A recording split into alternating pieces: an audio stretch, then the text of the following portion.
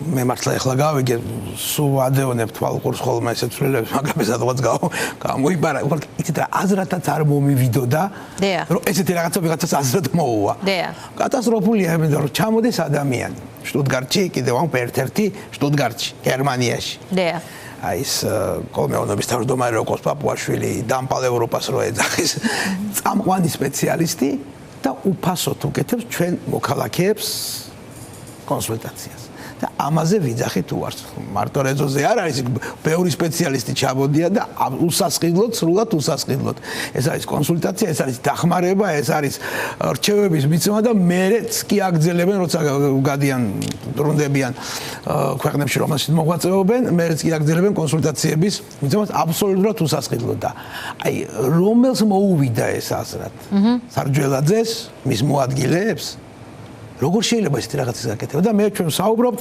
დაბრუნდნენ ჩვენი ემიგრანტები უკან როგორ დაბრუნდებიან რატო დაბრუნდებიან რა პირობები გვაქვს თან ლიცენზია თუ აქვს სამედიცინო ამის მიუხედავად არ აძლევს ამის უფლებას ლიცენზია აქვს და იმიტომ რომ ეს გაგრძელება ამ პოლიტიკის არა ევროპას მალე ამასაც იტყვიან ალბათ რომ საქართველოში მზე ჩtildeოეთიდან ამოდის მაგისკენ მივდივართ ნამდვილად მაგისკენ მივდივართ რომ ხოლოდ მოსკოვიდან უნდა ვაფრინოთ ხო ალბათ მოსკოვიდან და მოსკოვში უნდა მიაროთ და არა ევროპაში კიდევ ევროპული მედიცინა აი ჩვენ რო ალბათ 50 არ ვიცი რა სიკეთე შეიძლება ქონდეს ეს არის პოლიტიკური გადაწყვეტილება არა ევროპას ვინც ევროპაშია ვინც იქ ცხოვრობს ყველა არის აგენტი ფოტოშოპის ეს სიტყვა დამპალი ევროპა პირველად 1851 წელს ეს სლავანოფილი იყო გვარი ზუსტად შვედოვი თუ შვედსკოვი რომელმაც თქვა რომ 1850 რომ ევროპა დალპა და ფოტოშოპის მე წავიდა საფრანგეთში და იქ მოკვდა ხო და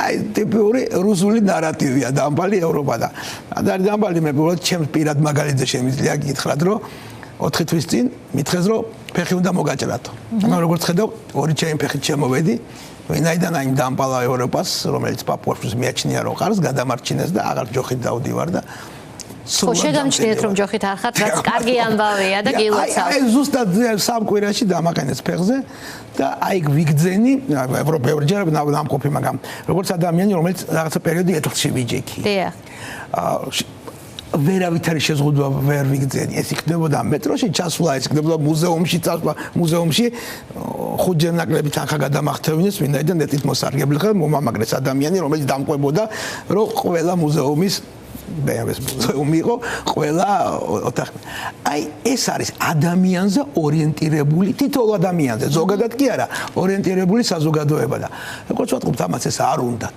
და არ უნდათ რომ ის კულტურა მართლა კულტურა შემოვიდეს საქართველოში ის ექიმების კულტურა შემოვიდეს საქართველოში იმიტომ ეს ის ხალხია რომელსაც ესენი ვერ აკონტროლებენ და ვერცერადაც გააკონტროლებენ და ესედაც რომ შევხედოთ აი ყველანაირად წამგებიანია არა მარტო მოსახლეობისათვის, არამედ ეგრეთ წოდებულ ხელისუფლებისათვის.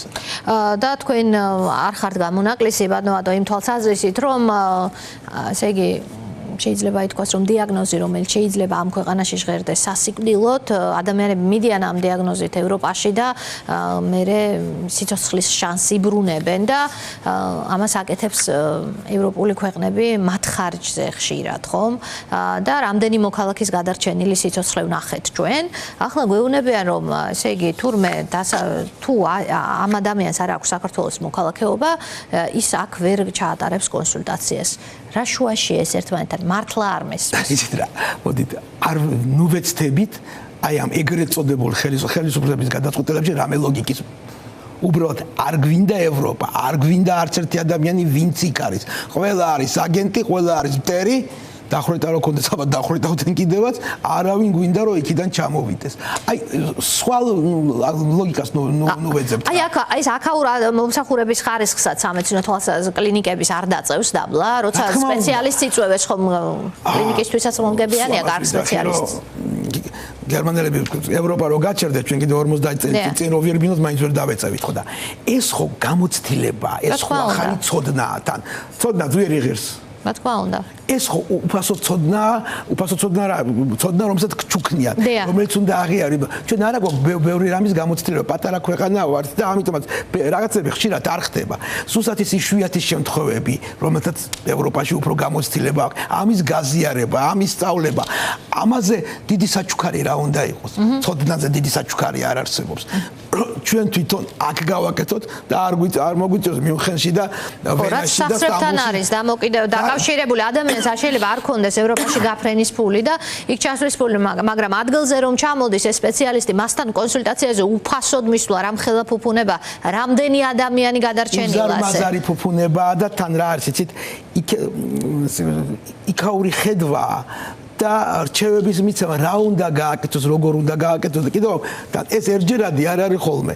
ეს ექიმები რომელიც ჩამოდიან ჩვენი მართლა ცნობილი ექიმები მე აგძელებენ ამ ურთიერთობას. პაციენტები ურეკავენ, უგზავნიან ელექტრონულ პოსტაზე შეკითხვებს, ურთიერთობა აქვს და რა თქმა უნდა ჩვენ ექიმების ხო ძალიან დიდი გამოცდილება გამოცდილების გაზიარება.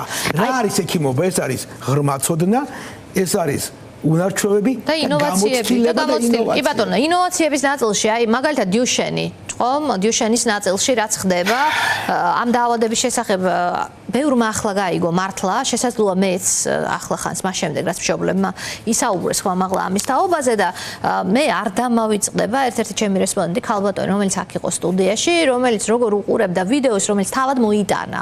ნახევარ კადრში ჩანდა მისი დიშვილი, რომელიც ამერიკაში ცხოვრობს და იღებს წამალს, რომელიც თანამედროვე წამალია, როგორ არბის კიბეებზე და აქეთ არის შვილი მისი, რომელიც ვერ ადის კიბეზე, იგივე ასაკის, იგივე მდგომარეობის დაავადება აქვს, იმიტომ რომ ამ ბავშვს არ აძლევენ წამალს. აი ამ თვალსაზრისითაც ევროპის აღიარებული წამლის შესახებ აქ გვატყუებდნენ კარგახანი, რომ არ არის აღიარებულიო და ალბათ ამ ცოდნის დაბლოკვასაც ემსახურება ეს აკრძალვა. ხუილი სარჯველად შვეიცარიაში ვიყავი და რას ამბობთო? ზუსტად იგივე რაც ჩვენთან. რატო გონიათ? ბატონო, სარჯველაძე, რატო გონია შენ, რომ ჩვენ არ ვიცნობთ, არ შეგვიძლია დავრეკოთ, არ შეგვიძლია წავიკითხოთ. არ არის ასე? აბსოლუტურად არ არის ასე. ჯერ იქიდან დაიწყოთ რა ეტლებს როგორი ელექტროეტლებით არიან და არა ის აქ გამოშვებული რაღაცა სასწაულს რო ამბავ და ხომ მოგეცი ეტლიო. იქ ყველა ბავშვს ჭირდება სპეციალიზირებული ეტლი. ვიღაცას ჭირდება თავის დამჭერი, ვიღაცას წელის დამჭერი, ვიღაცას ფეხების დასადების სხვანაირი. ინდივიდუალურად და ის მედიკამენტები, რომელსაც ითხოვენ მშობლები, გამოიყენება შვეიცარიაში. მატყუარა, მინისტრი ყველა მატყუარა, აბსოლუტურად სხვა სისტემა შვეიცარიაში, როგორ მოუვიდა აზრად და შეადარა ეს ჩვენი სისტემა. შვეიცარიულ სისტემას. აი ეს მედიკამენტი, რომელზეცაა საუბარი, როგორც ახალი სტეროიდული და არასტეროიდული საშუალებები, მე არ ვიძახი გენური ინჟინერიით შექმნილ მედიკამენტებზე. ერთი გამოიყენება, მეორეს უკვე სვისმედიკმა მისცა აი როგორც FDA-ა, შვეიცარიას თავისი აქვს, იმიტომ რომ ავტორიზაციის საკითხი მისცა და იმის შესყიდვაზე მიმდინარეობს საუბარი. და ჩამოდის და ზუსტად იგივე გვაქვს. კარგით რა. და ბოლო კითხვა მაქვს თქვენთან, ეს სიჯიუტერითია განპირობებული ბავშვების უცოდინარობით და მიზანტროპით. დიახ, მე ვიტყვი, რომ ეს ხალხი არის მიზანტროპი. ის კი არა, რომ თქვენ არ მოწონხართ ალბათ სურგულაძე, ადამიანი არ უყვართ, უბრალოდ ადამიანი არ უყვართ და რა თქმა უნდა, ცოდნის დეფიციტით. უცოდინარობა და ადამიანის მიმართ, რაღაცა როგორ გითხრათ, დამოკიდებულება, რაც პრემიერ-მინისტრმა თქვა, ჩვენ ახლა ფულს ამაზე არ დავხარჯავთო. ეს და რაზე ვხარჯავთ? მინისტრებს და მოადგილებთ დამატებითი ის რო დაუმატეთ პრემიები, ამაში ვხარჯავთ ფულს და რესტორნებში და ბავშვებს. იცით რა, ეს მედიკამენტები ყველას ვერ უშველის. მაგრამ ჩვენ რო ამ მედიკამენტის შესყიდვით, ყველა მშობელს მივცეთ და ბავშვს იმედი რო ჩვენ ვიყიდეთ, ყველაფერი გაკეთდა ამ ადამიანებისათვის და მიეცით გადავადების შანსი. გადავადების შანსი და უფრო კომფორტული ცხოვრების შანსი და სულ რამოდენიმეს დაეხმაროს, ეს უკვე სახელმწიფოები აზროვნებენ. ამ ხალხს უბრალოდ სახელმწიფოები აზროვნებენ, არა გააჩნია.